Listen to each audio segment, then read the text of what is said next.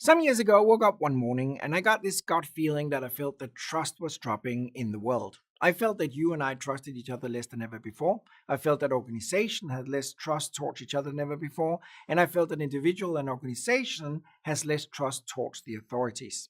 Now, my gut feeling was so strong, so I felt like I wanted to write a book about the concept of trust, but I couldn't just write a book based on my gut feeling because that would be very subjective. So I teamed up with World Economic Forum that went out, did a huge study among 20,000 people in 15 countries, and unfortunately, they came back to me and said, you know what, Mr. Jensen, you're absolutely right. Trust has dropped with more than 55% in the world in the last 20 years.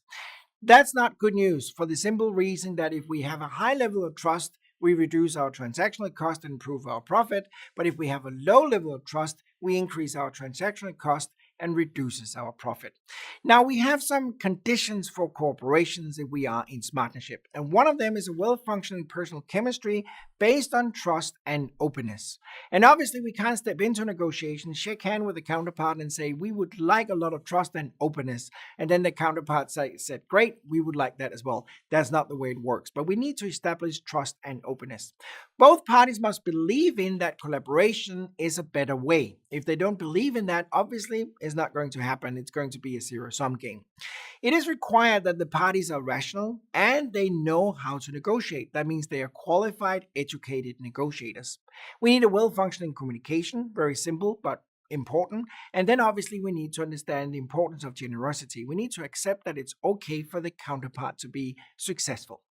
Now, looking at trust, an American professor by the name of Yankulovich wrote a book called A Profit with Honor. And he studied trust as well, just like World Economic Forum, and he basically came up with the same conclusion. And that is trust is at a lower level than ever before. So what you can see is going all the way back to the 50s, we actually had a very high level of trust, then it reduced and went up and down a bit, and ending today at the lowest level ever recorded. If some of you have been studying economics, you might see that this graph here on the screen is very similar to something else, and that is the financial development in the world. Now, I'm going to ask you a chicken and egg question right now, and I don't have the answer for that. But the question is, do you believe we have a high level of trust because we're doing financially well? Are we doing financially well because we have a very high level of trust? Or do we have a low level of trust in the world because we are not doing financially well? That's the big question that I would like you to think about as well. When we're looking into trust, we can go back to the Roman Empire, and we had something called the keystone. And the keystone was basically the stone in the middle of the arch. And that was impressive architecture thousands of years ago, because if we remove that keystone, what is actually going to happen is that the whole arch is going to collapse.